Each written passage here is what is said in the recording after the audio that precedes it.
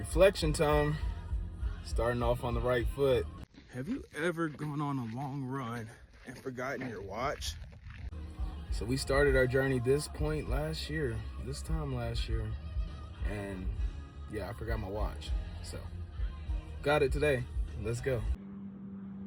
Yep, I remember this place.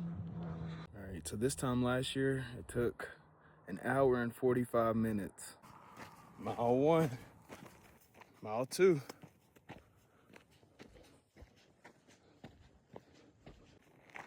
Mile 3.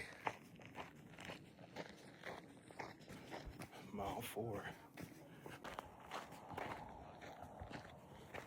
Mile 5. Almost finished. 5.3 miles complete. Getting the weekend started right. Make sure you stay on the grind. Let's get it.